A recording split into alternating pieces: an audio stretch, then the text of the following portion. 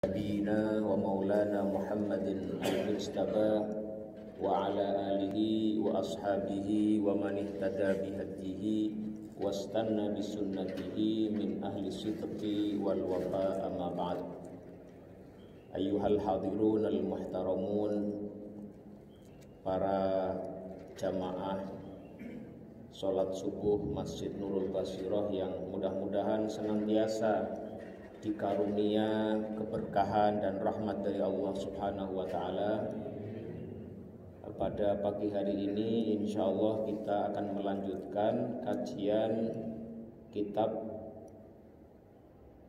Bulughul Maram, ya, kitab yang berisi kumpulan hadis-hadis hukum yang disusun oleh Imam Ibnu Hajar Al-Asqalani rahimahullah.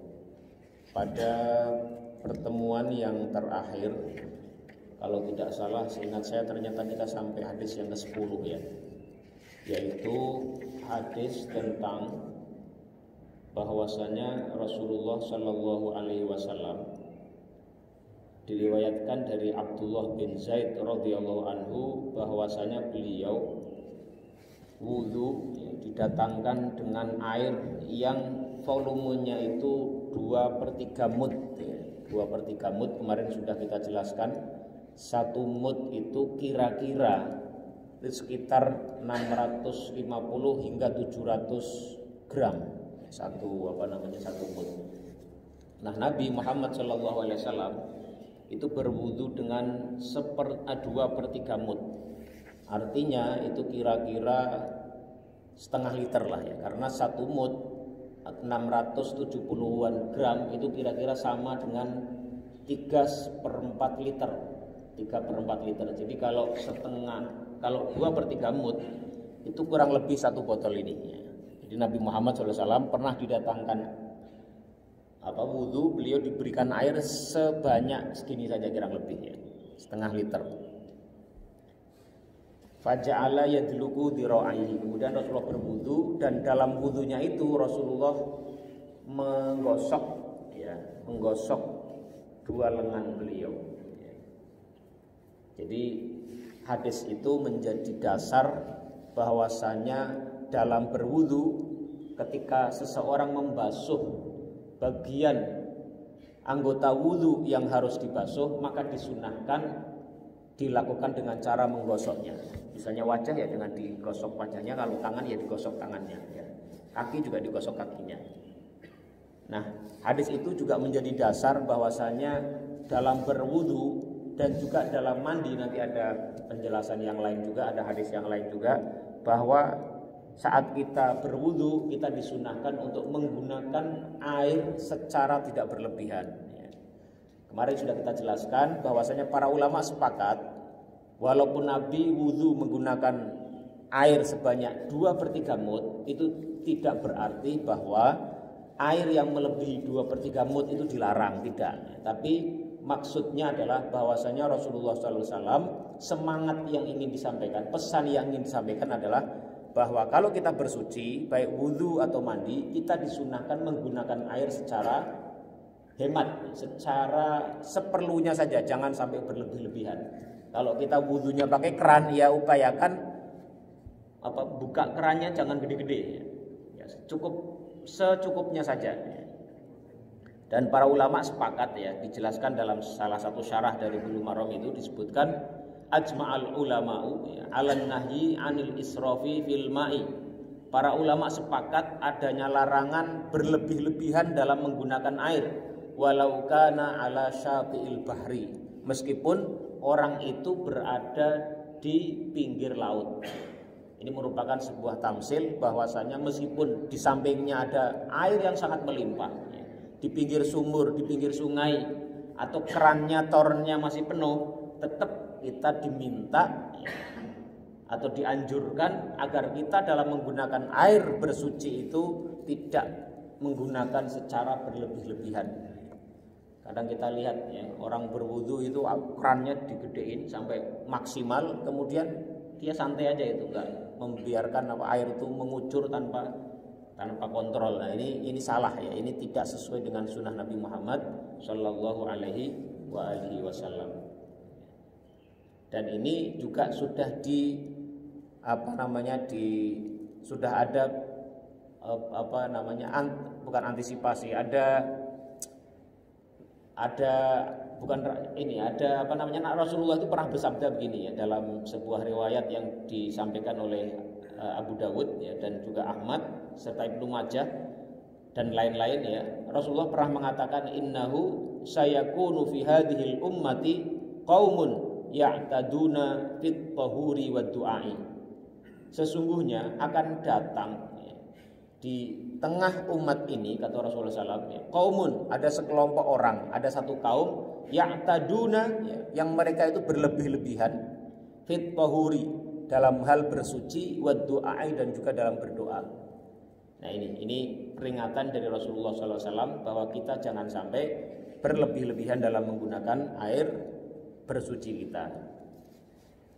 Kemudian kita masuk ke hadis yang 11 ya, wa an Abdullah bin Zaidin radhiyallahu anhu, dari sahabat Abdullah bin Zaid radhiyallahu anhu, annahu ra'an Nabiyya sallallahu alaihi wasallam, bahwasanya beliau Abdullah bin Zaid melihat Nabi Muhammad sallallahu alaihi wasallam ya'khudhu li udhunaihi ma'an, beliau mengambil air untuk mengusap telinganya, ma'an, dengan air, khilafal ma'il ladzi akhadha li ra'sihi, bahwa Rasulullah mengambil air yang tidak digunakan untuk mengusap kepalanya.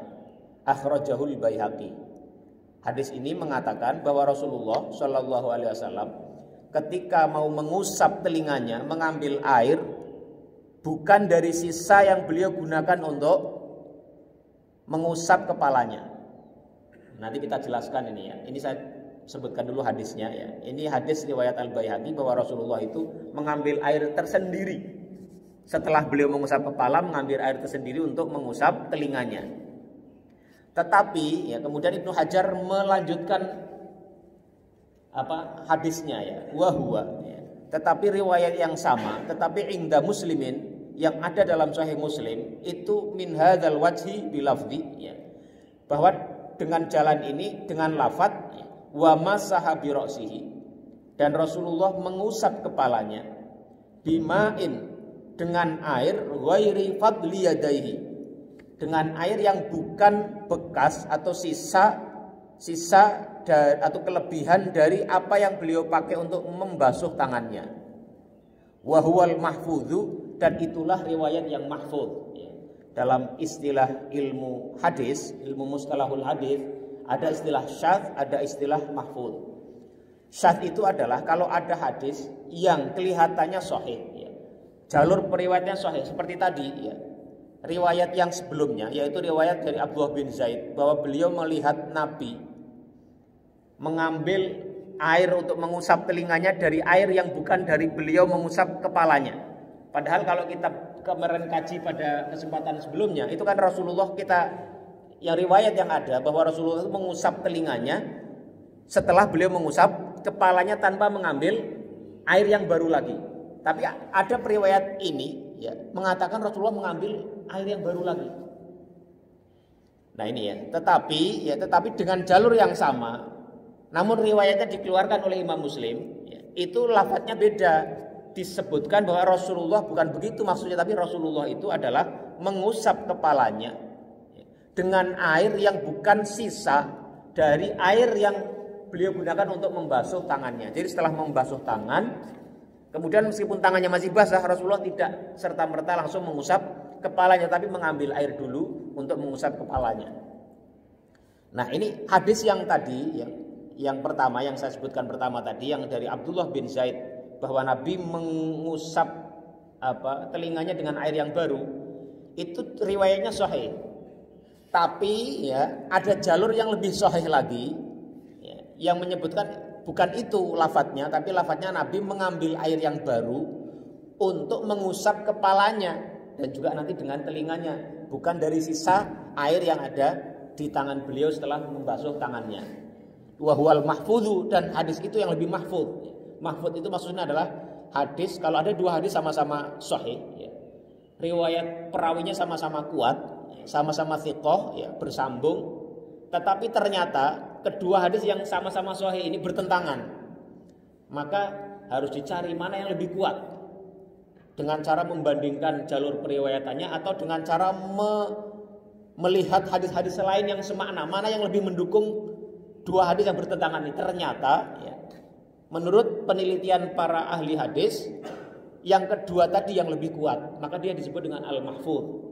Kemudian hadis yang pertama karena dia bertentangan meskipun aslinya sahih, tapi bertentangan dengan hadis yang lebih kuat, maka kemudian dia jatuh kepada kedudukan hadis yang namanya hadis syadz.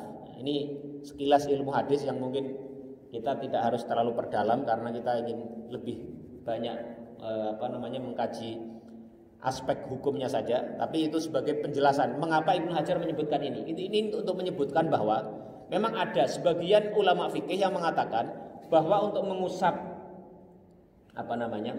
telinga itu dengan cara mengambil air baru. Ya, jadi ini diantaranya dalam salah satu pendapat dalam mazhab Syafi'i itu kalau orang mengusap telinga itu dengan air baru lagi. Jadi setelah mengusap kepala dia menyentuhkan airnya ke tangannya ke air lagi, kemudian baru mengusap telinga. Itu dasarnya adalah hadis tadi. Tapi ya ternyata menurut penelitian para ahli hadis tadi itu bertentangan dengan hadis yang kedua, yaitu bahwa bukan itu riwayatnya, begitu. Dan itu bertentangan dengan hadis-hadis lain yang menunjukkan bahwasanya Rasulullah itu mengusap telinga beliau dengan air yang beliau gunakan dari mengusap kepalanya. Jadi Rasulullah mengusap kepala, seperti kita pernah contohkan, mengusap kepala baru langsung masuk ke telinganya. Jadi ini hadis ini dijelaskan untuk menjelaskan adanya dua pendapat yang berbeda dalam bab ini, ya, bab mengusap kepala. Jadi kalau ada orang mengusap telinga dengan air baru, ya dasarnya hadisnya itu. Jadi ada dasarnya juga, meskipun ya kalau diteliti lebih lanjut itu ternyata tidak lebih kuat dari pendapat yang ini, yang bahwa Rasulullah tidak mengambil air baru dalam mengusap telinga, gitu ya. Jadi kita belajar ahaditsul ahkam itu seperti itu. Jadi untuk kita tahu masing-masing pendapat argumentasinya apa, lantas kita lihat mana yang lebih kuat dan mana yang lemah, begitu ya. Jadi kita tidak perlu aneh kalau ada orang mengambil air baru, ada dasarnya. Tapi memang itu lebih lemah dibanding dengan hadis yang menyebutkan Rasulullah mengusap telinga itu dengan tanpa mengambil air yang baru lagi. Jelas Pak ya? Ini untuk sebagai kita tahu wacana perdebatan fikihnya seperti apa ini, sehingga kita tidak mudah untuk mengatakan oh ini orang tanpa dasar, oh ini tanpa dalil. Nah itu tidak, ada dalilnya meskipun nanti ketika ditimbang ada yang lebih kuat, ada yang lebih lemah begitu. Ini ya. Bahkan ada pendapat ya, ada juga riwayat yang menyatakan bahwasanya Rasulullah itu mengusap kepalanya, ya, mengusap kepala beliau dengan air sisa dari tangan beliau. Ini jadi Rasulullah itu menurut satu riwayat ya, ini riwayatnya dari para ahli hadis menyebutnya haditsul rubai ya, karena diriwayatkan oleh ar-rubai bahwa Rasulullah itu masah ra'sahu min fadli ma'in kana fi yadihi. Rasulullah itu pernah mengusap kepalanya setelah membasuh tangan ya. Kan di tangannya masih basah, di telapak tangannya masih basah. Beliau lantas langsung mengusap kepalanya tanpa mengambil air yang baru. Nah, tapi ini sama ya, hadis ini karena tidak lebih kuat dari hadis-hadis yang menunjukkan bahwa Rasulullah SAW mengambil air baru untuk mengusap kepalanya, kemudian tanpa mengambil air baru lagi untuk mengusap telinganya, maka hadis ini tidak dipakai oleh mayoritas atau jumhur para ulama. Ini ya.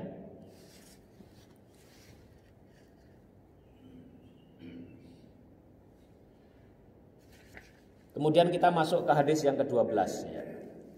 Wa an Abi Hurairah radhiyallahu anhu, dari sahabat Abu Hurairah radhiyallahu anhu, qala, beliau mengatakan, sami'tu Rasulullah sallallahu alaihi wasallam yaqul, aku mendengar bahwasanya Rasulullah sallallahu alaihi wasallam berkata atau bersabda, inna ummati, sesungguhnya umatku, kata Rasulullah sallallahu alaihi wasallam, ya'tuna yaumal qiyamati, mereka akan datang pada hari kiamat hurran muhajjalin. Kata hurran itu artinya apa? Ya, hurran itu aslinya adalah atau dia merupakan jamak dari aghar.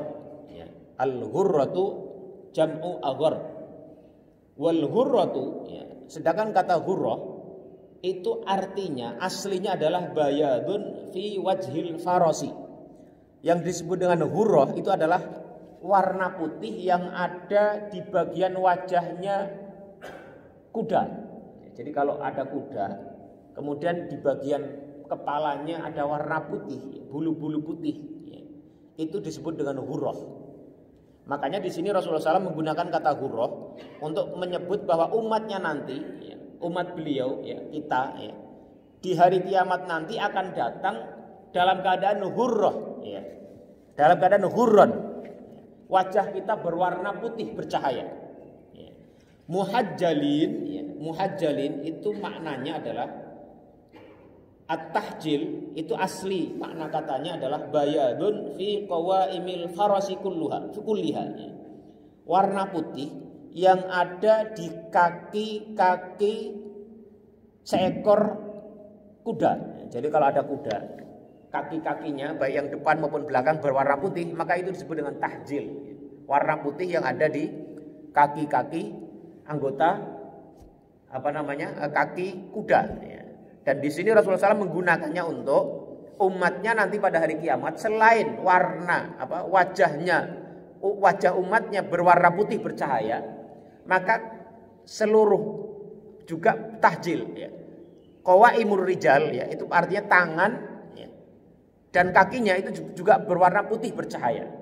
Jadi hadis ini ingin menyebutkan bahwasanya nanti pada hari kiamat umat Nabi Muhammad SAW akan datang pada hari kiamat dalam keadaan wajahnya putih bercahaya dan juga tangan maupun kakinya juga putih bercahaya.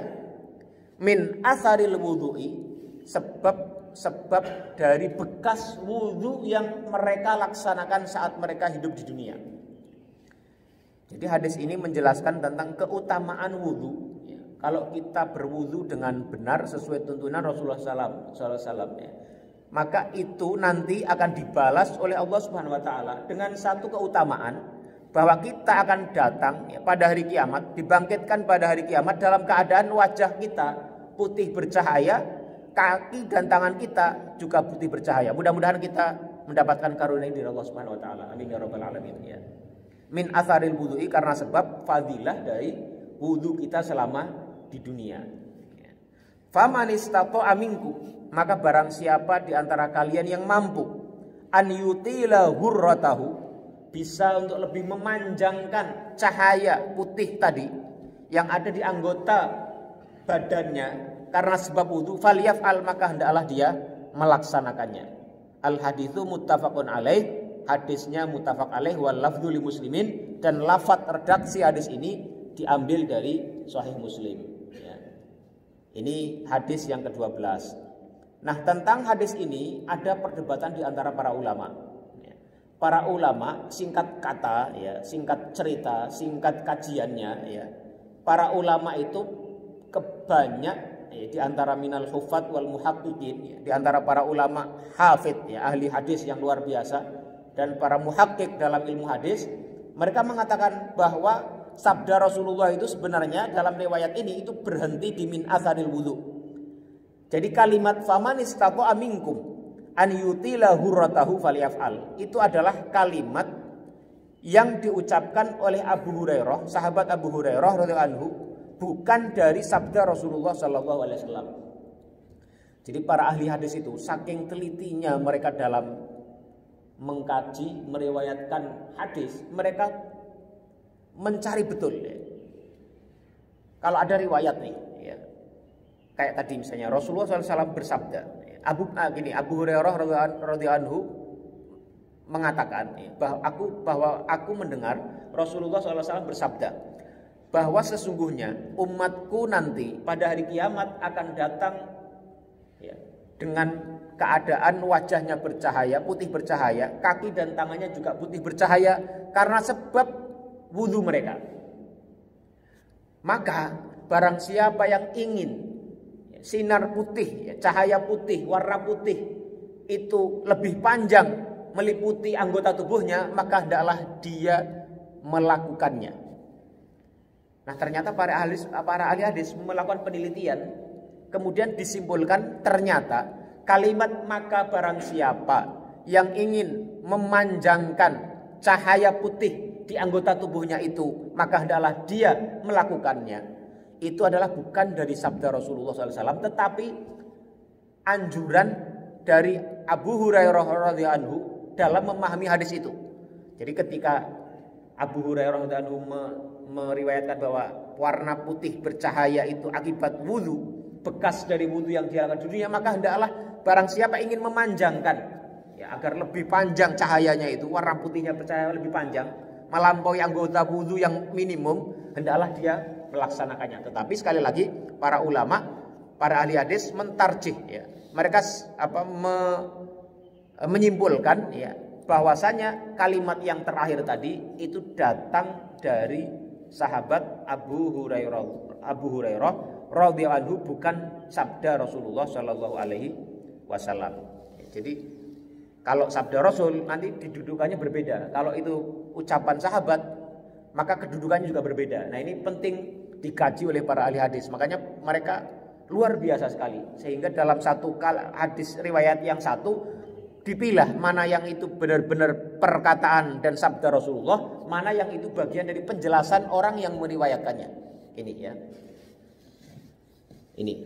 Nah, masyarul muslimin yang dirahmati Allah Subhanahu wa taala, maka hadis ini al-haditsu dalilun ala fadilatil wudu'i wa 'idhami thawabihi. Jadi hadis ini menjadi dalil tentang keutamaan wudu dan besarnya pahala wudu. Wa annahu sababun lishtihari hadhil ummati min bainil umami yaumal qiyamah. Maka wudu ini akan menjadi salah satu pembeda yang bisa membedakan umat Nabi Muhammad dengan umat-umat yang lain. Nabi Muhammad menyatakan inna ummati, umatku ya, itu akan datang pada hari kiamat dengan keadaan yang seperti tadi, bercahaya muka dan anggota tubuh yang lain, kaki dan tangannya, karena sebab wudu.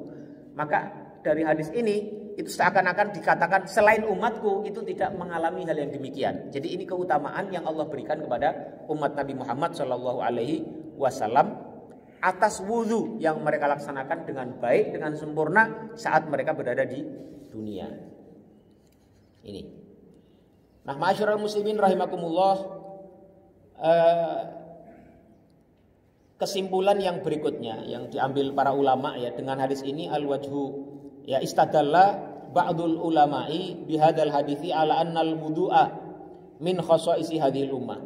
Dengan hadis ini sebagian ulama itu berdalil ya, mengambil kesimpulan bahwasanya wudu itu adalah syariat yang hanya dibebankan kepada umat Nabi Muhammad SAW. Buktinya apa? Buktinya ya, menurut mereka karena dalam hadis itu Rasulullah mengatakan bahwasanya umatku akan bercahaya wajah, kaki dan tangannya karena sebab wudu. Artinya umat selain Nabi Muhammad tidak demikian. Maka kesimpulannya wudu itu adalah satu syariat yang hanya diberikan atau diwajibkan kepada umat Nabi Muhammad Shallallahu alaihi wasallam. Ini pendapat sebagian ulama. Tetapi ada qaul yang lain, ada pendapat ulama yang lain yang mengatakan dengan pendapat yang berbeda. Kelompok kedua ini mengatakan ya annal wudu'a laisa mukhtassan bihadhil ummah, bahwa wudu ini tidaklah menjadi syariat yang spesial atau khusus bagi umat Nabi Muhammad SAW. Bal kana maujudan fi man qablahum. Tetapi wudu ini sebenarnya juga disyariatkan kepada umat sebelum umat Nabi Muhammad SAW. Wa innamal ladzi ukhtussat bihi al-hurratu wat tahjilu. Tetapi yang dikhususkan bagi umat Nabi Muhammad itu adalah cahayanya yang ada tadi di muka, kaki dan tangannya.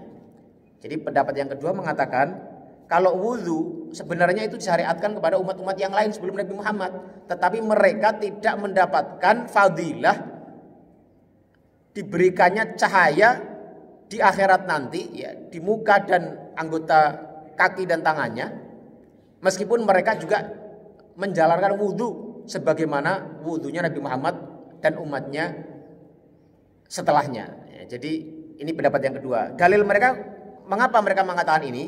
Karena ada riwayat yang lain dari Abu Hurairah radhiyallahu anhu. Ini ada dalam Sahih Bukhari ya, bahwa ketika Rasulullah SAW menceritakan tentang kisahnya Sarah istri Nabi Ibrahim ketika beliau diminta oleh penguasa lalim yang menahan keduanya waktu itu ya. Kemudian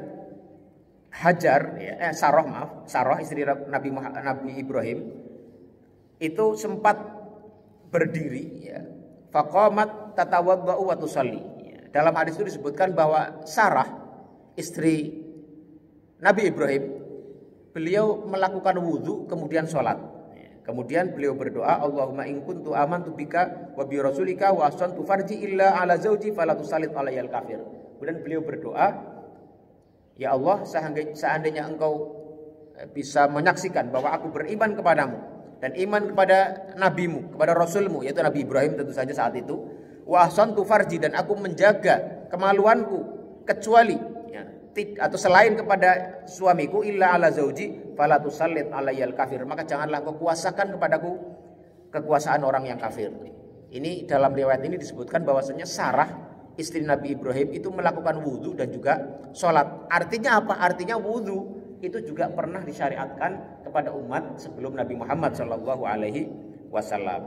Kemudian ada riwayat lain juga yang ada dalam Sahih Bukhari ketika Nabi bercerita tentang kisah Juraij. Juraij ini seorang rahib yang mungkin bapak-bapak sudah sering mendengar bagaimana seorang rahib yang sangat soleh, Juraij, tapi kemudian beliau ini ibunya tersakiti olehnya, kemudian dia diuji oleh Allah dengan beberapa cobaan ya. Di situ disebutkan bahwasanya wa fiha, dalam riwayat ini disebutkan fatawadda'a wa shalla, bahwa Juraij ini kemudian berwudu dan sholat, melaksanakan sholat. Artinya apa? Dari dua riwayat ini disebutkan wudu itu sudah disyariatkan kepada umat sebelum Nabi Muhammad SAW. Tetapi terkait dengan fadilah, keutamaan adanya cahaya diberikan kepada orang-orang yang berwudu, cahaya di wajah, kaki dan tangan pada hari kiamat, itu khusus kepada umatnya Nabi Muhammad SAW, karena mereka menjalankan wudu mereka dengan sempurna dan baik sesuai tuntunan Rasulullah SAW. Itu hukum atau kesimpulan yang kedua yang diambil dari hadis ini. Kemudian yang ketiga, hukum yang ketiga, ikhtalafal ulama'u fi mujawazati mahallil fardhi fil wudu'i ala qaulaini. Para ulama berbeda pendapat tentang melebihkan dalam kita berwudu dari ukuran dasar yang seharusnya kita sucikan saat kita wudu. Kalau dalam riwayat-riwayat yang sudah kita kaji sebelumnya kan, misalnya kalau wajah itu kan ya segini ya. Kemudian kalau tangan sampai siku, kaki sampai mata kaki, ya, atau lebih dikit ya, sama sampai permulaan dari lengan. Apa namanya ini? Lengan ya, benar ya. Dari lengan. Kemudian kalau kaki di atasnya, mata kaki sedikit ya. Nah, bagaimana hukumnya? Ya, melebihkan cara kita bersuci itu dari tadi, ya. Standar dasar anggota badan yang harusnya kita sucikan. Apalagi kalau melihat kalimat tadi, penjelasan sahabat Abu Hurairah, barang siapa ingin memperpanjang, ingin memperluas daerah cahayanya itu agar lakukan. Itu artinya seakan-akan sahabat Abu Hurairah itu memberikan anjuran kepada kita ya. Kalau kita mau cahaya kita lebih banyak ya kita tambahkan itu. Misalnya kalau membasuh lengan ya sampai sini, atau membasuh kaki sampai ke atas lebih tinggi lagi agar cahaya kita semakin banyak. Nah, ini para ulama berbeda pendapat dalam melihat hal ini. Qaul yang pertama mengatakan annahu la tushra'u ziyadatu ala mahallil fardhi. Ya. Yang pertama mengatakan tidak disyariatkan menambah ya, atau memperpanjang atau memperluas cakupan dari penyucian anggota wudu kita. Jadi kalau wudu itu sampai mirfaqain, sampai kalau membasuh tangan itu sampai 2 siku ya sudah, sampai 2 siku lebih sedikit agar siku itu betul-betul terbasuh. Atau kalau kaki ya sudah di atas mata kaki sedikit, tidak harus sampai lutut atau sampai paha misalnya, itu nggak perlu. Ini pendapat yang pertama. Kemudian pendapat yang kedua, al-qaulu tsani, mengatakan tushra'u ziyadatu alal mahallil mafrudi, disyariatkan untuk menambah jangkauan cara kita bersuci ya, dari anggota yang diwajibkan. Ya, jadi kalau tadi sampai siku ya kita boleh sampai, bahkan dianjurkan, yustahab, disunahkan sampai di atasnya. Atau kaki sampai lutut atau sampai atasnya lagi itu dianjurkan di sini. Ya. Ini menurut pendapat yang kedua. Ya. Nah, di antara orang-orang yang atau para ulama yang berpendapat dengan kaul yang kedua ini, yang mengatakan disunahkannya menambahkan jangkauan bersuci itu, mereka berbeda lagi, terbagi menjadi dua kelompok lagi. Ikhtalafu fi qadril mustahabbi ala aujuh. Ya, mereka berbeda pendapat ya, tentang sejauh mana boleh menambahkan atau dianjurkan menambahkan jangkauan bersuci tadi.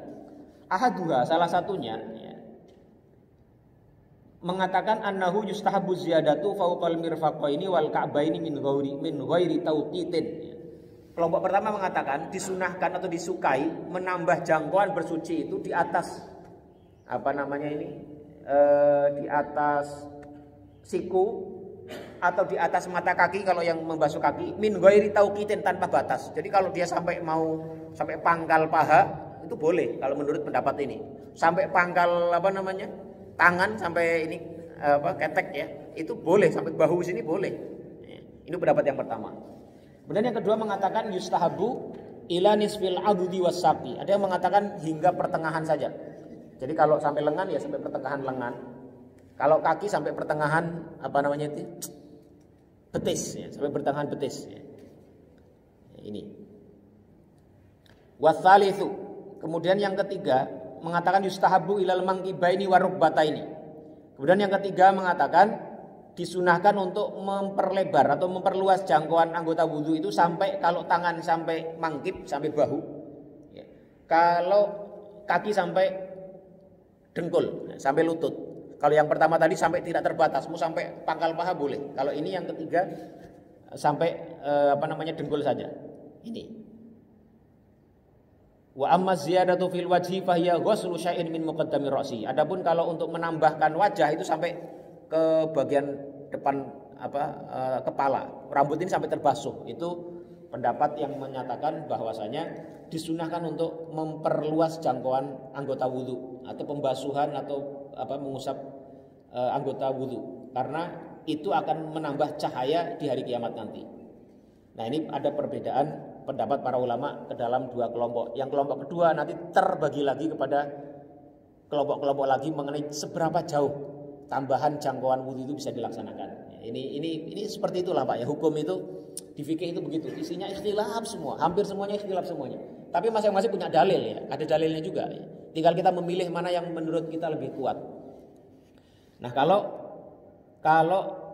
yang pertama tadi ya, ini tampaknya kalau musannif atau pengarang kitab syarah yang saya baca ini lebih memilih pendapat yang pertama ya, mengatakan istadalal awwaluna alqailuna bi adami jawazi mujawazati mahalil fardhi bil kitab wa sunnah wan nadhari, dan juga dengan dalil akal ya. Jadi kelompok yang pertama yang mengatakan tidak perlu kita menambah jangkauan wudu ya, jangkauan anggota wudu kita.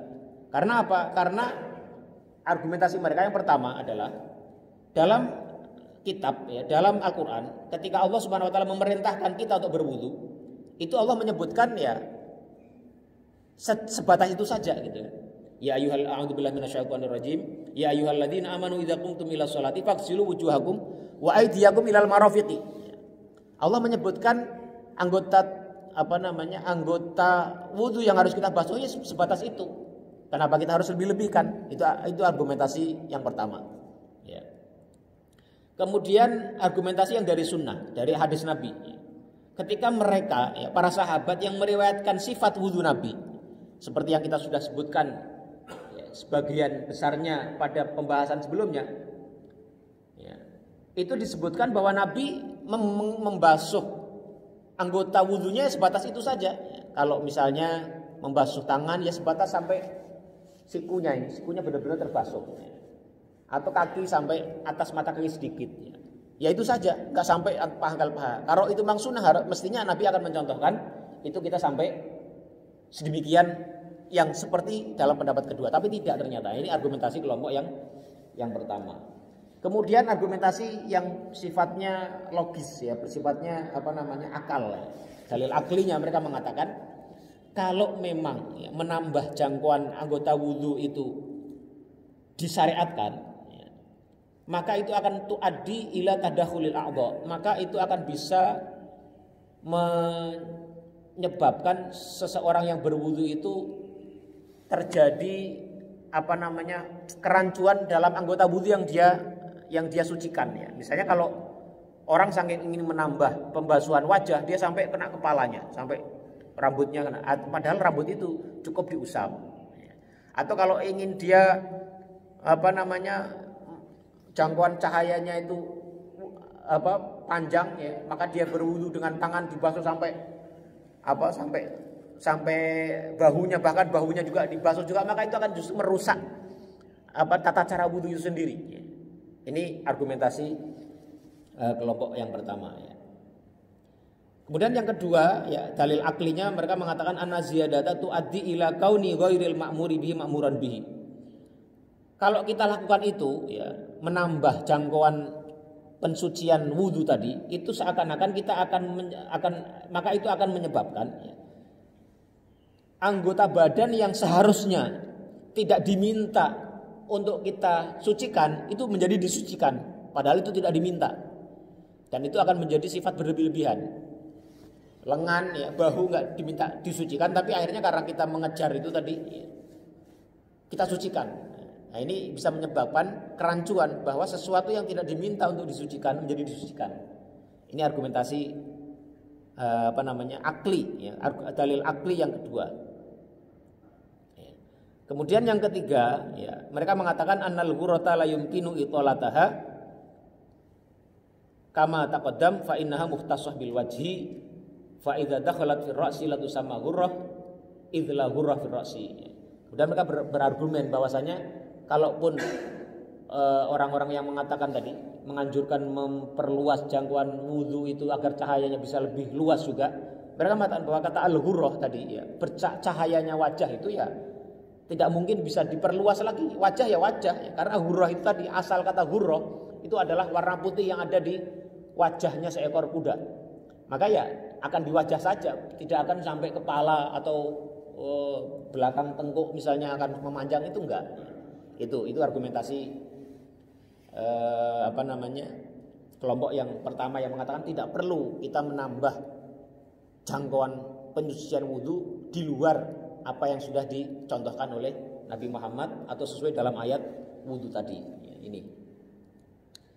Tetapi tadi ya, amal qailuna bi masyru'iyati ziyadati ala mahallil fardhi fam umdatuhum qauluhu faman istata'a minkum an yutila ghurratahu falyaf'al ya. Jadi orang-orang yang mensyariatkan atau yang mengatakan bahwasanya memperluas jangkauan pensucian anggota wudu itu dalilnya ya tadi kalimat redaksi yang mengatakan barang siapa yang mampu di antara kalian untuk memanjangkan jangkauan cahayanya, maka adalah dia memanjangkannya dengan cara menambah jangkauan wudunya itu. Ini. Tetapi tadi sudah kita bahas bahwa ulama ahli hadis ya, kebanyakan mereka berpendapat kalimat itu adalah ucapan dari pemahaman sahabat Abu Hurairah atas hadis Nabi tadi. Jadi itu bukan bagian dari sabda Rasulullah Shallallahu Alaihi Wasallam. Ini di sini pensyarah hadis ini mengatakan waswabu al qaulul awwalu liquwwati dalilihi. Yang lebih benar, lebih kuat menurut pendapat musannif dari pensyarah hadis ini, yang kuat adalah al qaulul awal, yaitu pendapat yang pertama yang mengatakan bahwa kita tidak perlu untuk menambahkan jangkauan wudu di luar batas yang sudah ditentukan, yaitu kalau tangan sekali lagi sikunya itu harus benar-benar terbasuh, artinya kita harus membasuhnya sedikit di atas siku. Kalau kaki mata kaki kita harus terbasuh, artinya kita harus membasuhnya sedikit di atas mata kaki, dan seterusnya begitu ya. Ini. Kemudian hadis yang berikutnya wa an Aisyah radhiyallahu anha qalat, dari sahabiyah Ummul Mukminin Aisyah radhiyallahu anha, beliau mengatakan karena Nabi sallallahu alaihi wasallam, bahwa Nabi Muhammad sallallahu alaihi wasallam yu'jibuhu tayammunu. Nabi itu suka dalam melakukan segala hal itu tayammun. Beliau memilih memulainya dengan tangan kanan. Memulai dari sisi yang kanan. Dalam hal apa? Fi tana'ulihi, baik dalam memakai sandal, ya. Wa tarajjulihi, dan juga dalam menyisir rambut beliau. Wa fi wa tuhurihi, dan juga dalam bersuci. Wa fi sya'nihi kullihi, dan dalam segala keadaan atau segala perbuatan Rasulullah SAW semuanya. Al hadits muttafaqun alaih. Jadi hadis ini dari sahabiah, ya, dari sahabat terkemuka perempuan, ya, yang juga menjadi istri baginda Nabi, yang menjadi ummul mukminin, ya, ibunda bagi kita semuanya kaum mukminin. Beliau mengatakan Rasulullah itu sangat suka sekali, ya, kalau melakukan sesuatu itu memulainya dengan yang kanan, ya, baik dalam memakai sandal, ya, pun pula dalam menyisir rambut, ya, pun pula dalam bersuci, pun pula bahkan dalam segala hal yang beliau lakukan, beliau suka memulainya dengan yang kanan. Ini riwayat dari Aisyah radhiyallahu anha. Jadi kalau kita pakai sandal itu kita disunahkan pakai yang kanan dulu.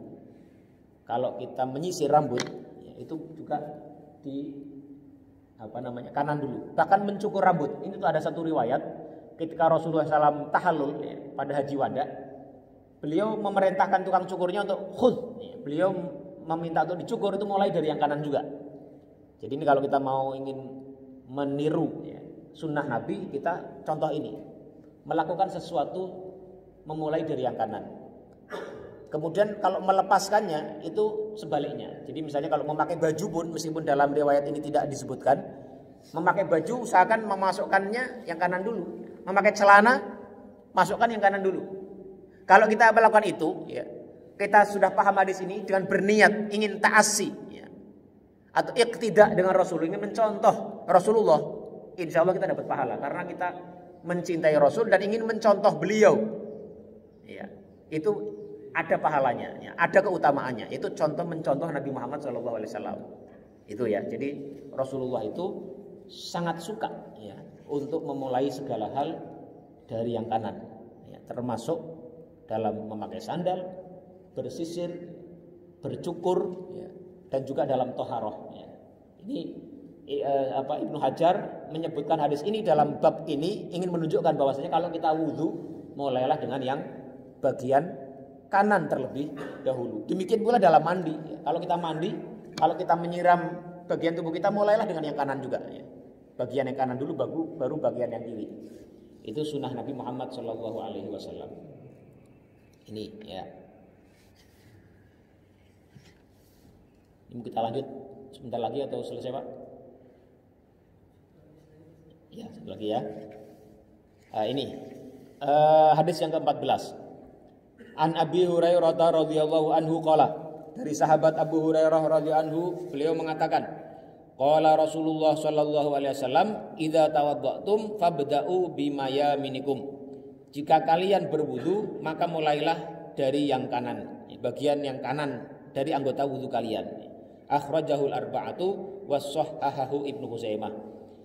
Ya, jadi hadis ini menjadi penguat, ya, dari hadis yang sebelumnya. Secara khusus bahkan Rasulullah SAW memerintahkan. Kalau tadi itu adalah Rasulullah melakukan, jadi hadisnya hadis fi'li, ya, atau sunnahnya sunnah fi'li, ya. Yang ini sunnah qauliyah. Yang ini adalah perkataan atau ucapan Nabi yang menyuruh kita kalau kita wudu hendaklah kita memulai dari yang kanan. Nah, masalahnya adalah para ulama berbeda pendapat ini, ya. Apakah perintah itu maknanya wajib kita mulai dari yang kanan atau hanya sifatnya sunnah? Nah, ini para ulama berbeda lagi. Ada yang mengatakan, ya, fal jumhur min ahli ilmi ala anal bada'ata bil yamin mustahabbah. Jumhur ulama, mayoritas ulama mengatakan memulai membasuh atau mensucikan anggota wudu dengan bagian yang kanan itu mustahabbah, adalah disukai, bukan wajib. Ini, ya. Meskipun ada juga sebagian ulama, ya, yang menyatakan sebaliknya, yaitu bahwa itu adalah hukumnya wajib.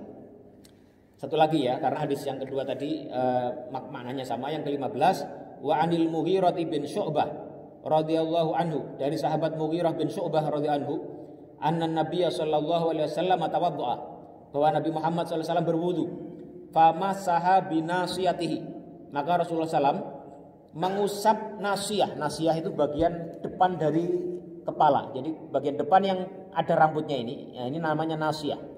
Apa lagi? Ubun-ubun ya? Ya ubun-ubun ya.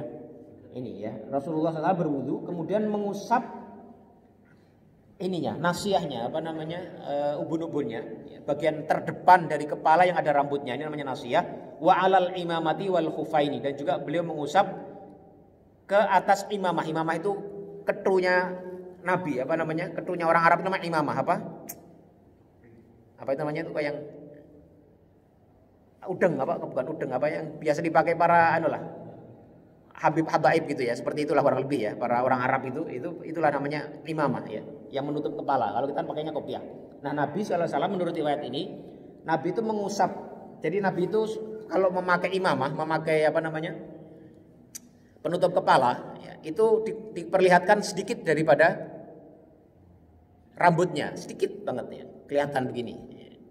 Kemudian Nabi kalau wudhu, ya, kalau pas beliau masih lagi pakai imamah, pakai itu apa namanya, penutup kepala, beliau mengusap itu, ya, mengusap bagian depan dari kepalanya, dari rambutnya, ya, nasiyahnya, kemudian melanjutkan kepada ketunya itu, kepada apa namanya, imamahnya itu. Ya. Dan juga Nabi melakukan hal yang sama, mengusap juga ketika beliau memakai khuf. Nanti ada hadisnya setelah bab wudu, ada bab mengusap khuf, ya, mengusap apa namanya, kaos kaki lah kalau di kita, nanti ada pembahasannya ya. Ya ini. Nah, jadi hadis ini ya menjadi dasar bagi para ulama yang berpendapat bahwa mengusap kepala itu cukup dilakukan sebagiannya saja. Kenapa? Karena Nabi ketika memakai imamah, memakai penutup kepala, beliau mengusap hanya bagian terdepannya saja dari rambut beliau, nasiyahnya saja. Kemudian beliau melanjutkannya ke imamahnya. Nah, gini ya. Itu artinya apa? Artinya yang disyariatkan ya, kalau kita mengusap sebagian dari kepala saja itu sudah mencukupi syariat kita mengusap kepala kita. Nah, ini ada dalam mazhab Syafi'i. Ya, makanya dalam mazhab Syafi'i itu orang biasanya kalau wudu ya cukup mengusap dikit aja. Ya, itu standar minimalnya begitu. Dalam mazhab Syafi'i mengusap kepala itu sunnah. Ya, tapi kalau mazhab yang lain, misalnya dalam riwayat Ahmad, kalau mengusap kepala seluruhan itu adalah wajib. Ya, karena Nabi contohnya begitu. Tidak pernah Nabi mengusap sebagian saja kecuali dalam kasus seperti ini. Tapi argumentasi kelompok yang tadi yang mengatakan bolehnya mengusap sebagian kepala saja dalam wudu itu dibantah dengan argumentasi bahwasanya tidak begitu. Ya. Nabi itu selama beliau tidak memakai imamah, tidak memakai apa namanya, penutup kepala, beliau selalu mengusap kepala beliau secara keseluruhan. Kemarin sudah kita bahas bagaimana cara Nabi mengusap kepala itu, ada beberapa riwayat, ada yang mulai dari depan, tarik ke belakang, ya. Kemudian ke depan lagi, ada yang memahaminya dari hadis Nabi itu memulai dari belakang, tarik ke depan. Ada beberapa hadis ada yang memulai dari tengah, ya, kemudian ke depan tarik ke belakang, ya, dan selain-lain. Tapi semua itu menunjukkan bahwasanya Nabi Muhammad SAW mengusap seluruh bagian dari rambut kepalanya. Nah, kalau kita lihat hadis ini, ya, itu justru memperkuat argumentasi yang bahwasanya Rasulullah mengusap semuanya. Tetapi kalau pakai imamah, nggak apa-apa, yang diusap itu adalah bagian imamahnya, karena memang ditutup. Ya, itu argumentasi kelompok yang mengatakan bahwasanya wajib hukumnya mengusap kepala itu seluruh seluruh bagian dari kepala. Jadi ini ya perdebatan dua kelompok ulama yang berbeda pendapat mengenai cara mengusap kepala. Ya, kalau dalam mazhab Syafi'i ya itu cukup sebagian saja berdasarkan pada hadis ini dan juga ayat itu ya wamsahu biruusikum, karena ba dalam bahasa Arab ya. Kata wamsahu biruusikum, ba-nya itu ba litab'id ya. Ba yang ingin menunjukkan sebagiannya saja. Jadi mengusap sebagian dari kepala. Nah, ukuran sebagian itu ya selama itu sudah memenuhi unsur kepala, meskipun sedikit itu sudah memadai. Tapi pendapat yang lain mengatakan tidak. Ba-nya itu bukan litab'id, tapi lisyumul. Tapi untuk apa? Untuk menunjukkan keseluruhan. Nah, itulah cara para ulama kita mengambil satu kesimpulan dari dalil yang sama. Dalilnya sama, ya. tapi cara istinbatnya bisa menghasilkan kesimpulan hukum yang berbeda-beda. Jadi kalau kita mengajak orang bersatu karena ingin kembali kepada Quran dan Sunnah, ini sudah sama-sama kembali kepada Quran dan Sunnah, tapi hasilnya tetap berbeda. Nah itu kita perlu paham itu ya, sehingga kita lebih terbuka dalam memandang ya pilihan pendapat yang diambil oleh orang yang berbeda dengan kita. Wallahu a'lam bishawab. Sekiranya ada yang ingin menambahkan atau bertanya silakan. Ya, silakan Pak. Waalaikumsalam warahmatullahi wabarakatuh.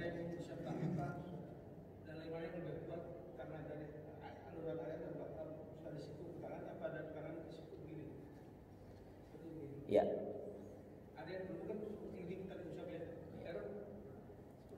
Ya. Ya, itu tidak ada ketentuan khusus yang mengharuskan dari atas ke bawah atau dari bawah ke atas. Tapi ya, kalau kita lihat hadis-hadis Nabi, ya, kebanyakan Nabi itu mengambil air itu dari tangan, dari telapak tangan. Ya, karena kan dulu ini ya apa? Air tidak pakai keran ya. Jadi mengambil dari tangan baru dialirkan ke bagian ini, ke atas ke bawah namanya ya. Pokoknya ke bagian gini ya. Dari telapak tangan ke sini, ke bagian yang lain. Dialirkan kemudian diusapkan, digosok-gosok. Ya. Ini, tapi tidak ada ketentuan yang menyatakan bahwa harus begitu, gitu ya. Jadi karena yang diminta itu adalah faksilu aidiakum ilal marofiki, maka basuhlah tanganmu. Ya, terserah caranya gimana, yang penting kamu basuh. Ya.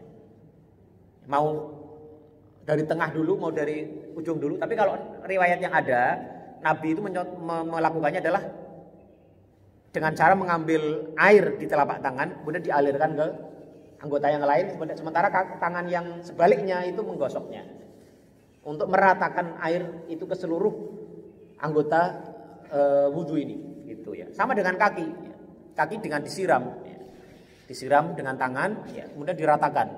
Nah itu diratakan. Nah ini sekarang kita kebanyakan orang kan punya keran ya, itu ya, kalau saya lebih cenderung pada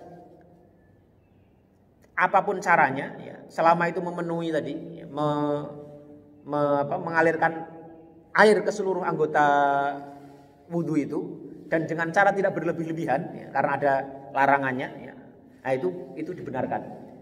Mengenai mana lebih utama, tentu kalau kita mau meneladani Rasulullah lebih tepat, itu lebih baik. Ya. Tapi tidak salah orang mau mengusap dengan naruh begini di pancuran, di keran terus digosok-gosok, itu nggak apa-apa juga, Pak. Ya, sah-sah saja. Wallahu a'lam bishawab. Ada yang lain? Ya, Pak. Waalaikumsalam warahmatullahi wabarakatuh.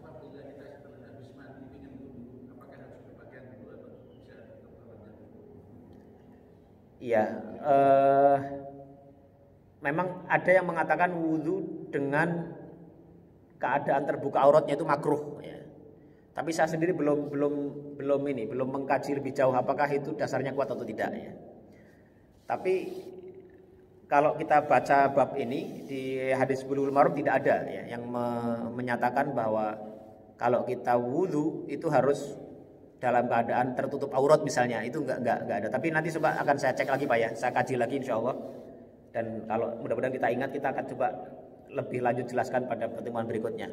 Tapi saya terus terang, saya pernah membaca itu ya, ada pendapat yang mengatakan berwudhu dalam keadaan makruh, dalam keadaan telanjang itu makruh.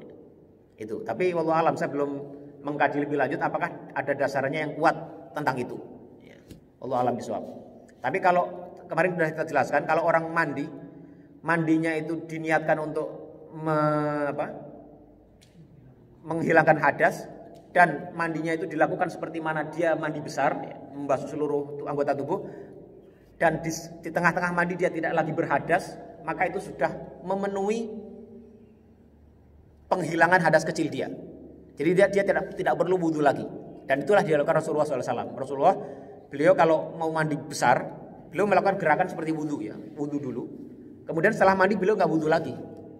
Ya, jadi para ulama berpendapat ya dengan dalil itu bahwasanya kalau seseorang mandi ya, dengan niat menghilangkan hadas, bukan hanya ingin seger atau ingin bersih-bersih saja, tapi ingin menghilangkan hadas, dia niatkan itu, dan dia di tengah-tengah itu tidak kencing lagi ya, atau salah kencing lagi, maka itu sudah memadai bagi dia untuk menghilangkan hadas kecil dia, sehingga setelah mandi sebenarnya dia tidak perlu wudhu lagi. Itu ya. Tapi kalau dia mau wudu lagi ya silahkan. Tapi itu sebenarnya sudah mencukupi dan tidak perlu wudu lagi. Itu. Ada yang lain, Pak? Ya. Tadi kan apa yang dijelaskan itu terkait dengan kesempurnaan wudu 3 kali itu kalau kondisinya menurut saya ya lagi normal. Tapi kalau dalam satu kondisi dalam acara keramaian dan pusat kemudian sholat berjamaah bareng atau kadang-kadang di masjid kantor gitu ya, tempat itu terbatas, ngantri panjang gitu. Pilihannya kita mana menyempurnakan dan orang ngantri banyak tiba-tiba misalkan air juga terbatas atau ambil yang wajib aja sekali gitu. Kadang-kadang saya kalau lagi ngantri gitu suka ngeliat orang lama menyempurnakan itu yang di belakang udah butuh gitu, tiba-tiba juga air menetesnya kecil gitu. Gimana kasusnya? Iya, memang dalam riwayat cara wudhu Nabi itu ada beberapa riwayat. Ya.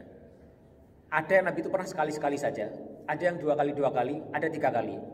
Para ulama mengambil kesimpulan bahwa cara berwudhu yang paling sempurna adalah 3 kali, dan itu sunnah. Ya, itu sunnah. Tetapi kalau melakukannya sekali pun, asal selama sudah memenuhi air itu menjangkau seluruh anggota tubuh, anggota wudhu ya, itu sudah sah. Ya, artinya itu sudah sesuai juga dengan beberapa riwayat dari Nabi yang Nabi pernah melakukannya sekali saja, atau ada yang 2 kali juga. Dalam keadaan seperti ini, ketika maslahat ya, menuntut kita untuk memberikan kesempatan kepada orang lain berwudu karena waktunya singkat, kalau saya lebih cenderung kepada orang ini hendaknya mengambil wudunya itu secara sesuai keperluan dan sesingkat mungkin demi ya, menjaga kemaslahatan untuk bersama. Kan seorang muslim itu dia mencintai mencintai saudaranya seperti yang dia sukai untuk dirinya sendiri, ya kan? Dia berwudu agar sholat bisa tepat waktu, agar air ini cukup untuk dia. Tapi dia juga mencintai saudaranya yang untuk datang setelahnya bisa berwudu juga sama seperti dia dan tidak terlambat sholatnya juga. Maka saya lebih cenderung kepada satu pandangan bahwa orang yang seperti tadi hendaklah dia mencukupkan wudunya cukup sekali saja, selama sekali lagi ya, dengan catatan sekali lagi, selama dengan sekali basuh itu dia sudah bisa menjangkau seluruh anggota wudunya.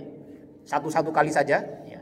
Dengan air yang apalagi tadi airnya sudah tinggal ngicir, orang bilang tinggal sedikit, ya sudah itu saja ya. Tidak harus memburu 3 kali ya, itu. Ada yang lain, Pak?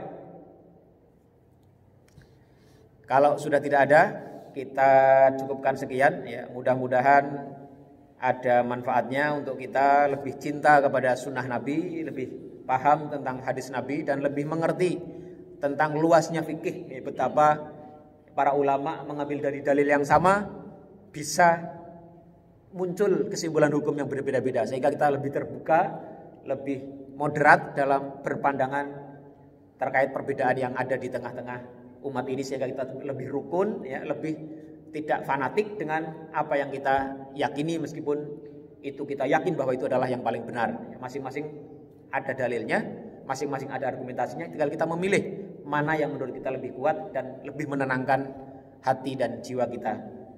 Yang salah itu adalah karena kebodohan saya sendiri, yang benar datangnya dari Allah Subhanahu wa taala. Aqulu qouli hadza wa sallallahu ala nabiyyina Muhammadin wa ala alihi wa sahbihi wa sallama. Subhanakallahumma wa bihamdika asyhadu an la ilaha illa anta astaghfiruka wa atubu ilaik. Wassalamualaikum warahmatullahi wabarakatuh.